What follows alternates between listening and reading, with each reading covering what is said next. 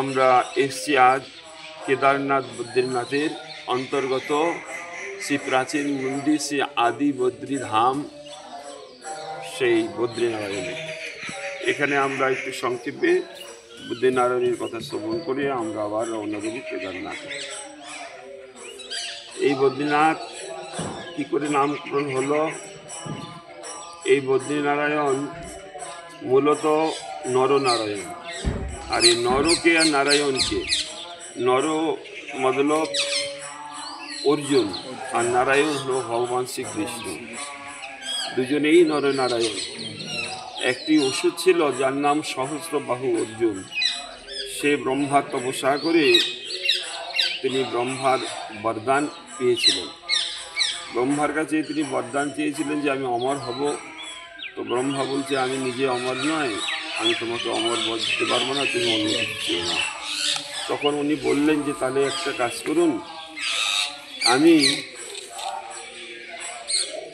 তার হাতেই মরব যে 10,000 বছর তপস্যা করবে, সেই তপস্যায় সিদ্ধি লাভ করে সে যদি আমার সঙ্গে যুদ্ধ করে তাহলে আমার একটা কবচ হবে, সেই একটা কবচ আমাকে খণ্ডন করতে হবে, তার হাতে আমি মরব। এইরকম আপনি 1,000 সহস্র কবচ প্রদান করবেন। তো ব্রহ্মা আগে পিছিয়ে চিন্তা না করে তথাস্থ করে বরদান দিয়ে চলে গেলেন। এখন যদি কেউ 10,000 বছর তপস্যা করে ভগবানের করুণা লাভ করা ছাড়া কেউ কারণ মারার জন্য তপস্যা করবে, এত কঠোর তপস্যা কোনো প্রয়োজন আছে কি? আর এরকম 10,000 বছর তপস্যা করার ফল, যে 10,000 বছর তপস্যা করবে তাই একটা কবচে লাভ করবে, এরকম 1,000 কবচ তিনি লাভ করলেন। দেখলেন যে পৃথিবীর মধ্যে এরকম আর শক্তি সম্পন্ন আর কেউ নেই, এবার আমি দেবতাদের জয় করে নেব বলে অত্যাচার শুরু করে দিলেন। এত অত্যাচার, রাবণ, কুম্ভকর্ণ আদি, সেই কংস আদি, যে রাবণ, এদের অপেক্ষা আরও বেশি বাড়াবাড়ি শুরু করে দিলেন। তখন দেবতাগণ পর্যন্ত, নরতদ্রের কথা, দেবতাগণ পর্যন্ত খুব উৎপীড়িত হলে ওরা কষ্ট পাচ্ছে। তখন ভগবানের কাছে গিয়ে বলছে, প্রভু আপনি বাঁচান, এরকম ব্রহ্মার বরদান নিয়ে আর সে ধরাকে সরাগান করছে। তখন ভগবান দেখে সর্বনাশ, তো তপস্যার ফল যে লাভ করবে সেই ওকে মারতে পারবে, আবার 10,000 বছর তপস্যার ফল একটা কবচ, তাহলে চলো না। ভগবান তখন বললেন, হে অর্জুন, চলো তুমি আর আমি দুজনেই যাই। একজন তপস্যা করবে, তপস্যার ফল লাভ করে সে যুদ্ধ করবে, আর একজন তখন তপস্যা করবে। হ্যাঁ, একজন তপস্যা করবে, একজন যুদ্ধ করবে, আরেকজন সে তপস্যায় বসবে, আরেকজন যুদ্ধ করবে। এইভাবে দুজনেই অল্টারনেট করে তপস্যা করলেন। নর হলো অর্জুন আর নারায়ণ হলো ভগবান শ্রীকৃষ্ণ। যখন তিনি তপস্যা করেন, লক্ষ্মী মাথা থেকে নিয়ে দেখছেন যে আমার প্রভু তপস্যা করছেন, ওনার কষ্ট হচ্ছে, রোদ্দুরে বাড়ি বর্ষণে সবসময় অসুবিধা হয়। উনি একটা কুল গাছ রূপ ধারণ করে আর উনি ছায়া প্রদান করলেন। ওই জন্য নাম হলো বদ্রীনারায়ণ। মানে কুলের এক নাম হলো সংস্কৃত ভাষাতে বের। হ্যাঁ, ওই বের থেকে বদ্রী শব্দের অর্থ হলো পর্বত। তা পর্বতের পাদদেশে কুল গাছের তলাতে ভগবান বসে আরাধনা করেছিলেন, নাম হয়েছিল বদ্রীনারায়ণ।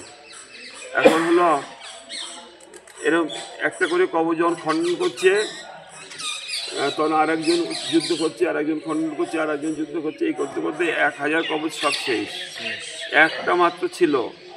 তখন তিনি ভাবলেন যে এর হাতে তো নিশ্চয়ই আমার মৃত্যু, এরকম তো কেউ পারে না, কিন্তু এরা দুজনেই এসছে তপস্যা করে আমাকে যুদ্ধ করছে। তখন ও পালিয়ে গেলেন।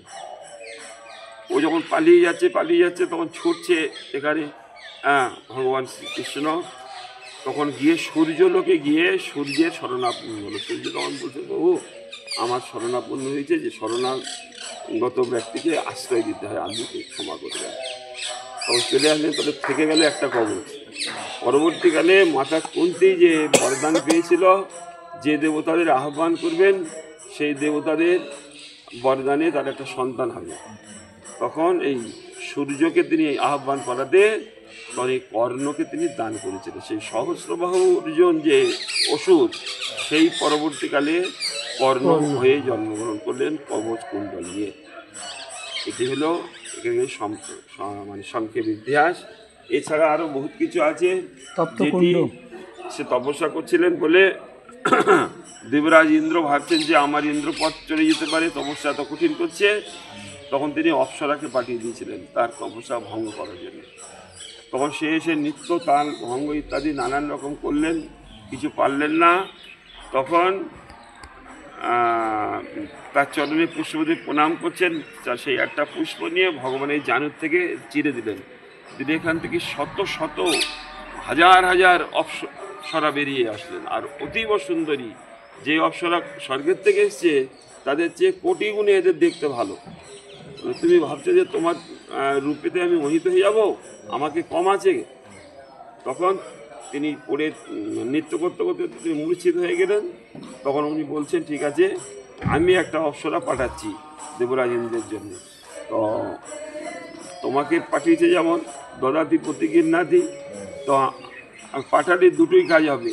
বুঝতে পারবে যে সাধারণ ব্যক্তি না, যে অপ্সরা তৈরি করতে পারে, হ্যাঁ, তাকে আমি কি বলে তপস্যা ভঙ্গ করার জন্য যে তিনি তৈরি করতে পারে। তখন যখন ইন্দ্রের কাছে সেই অপ্সরাকে নিয়ে গেল, তখন বুঝতে পারলেন যে আমি অপরাধ করে ফেলেছি, অন্য কেউ নয়, স্বয়ং ভগবান শ্রীকৃষ্ণ।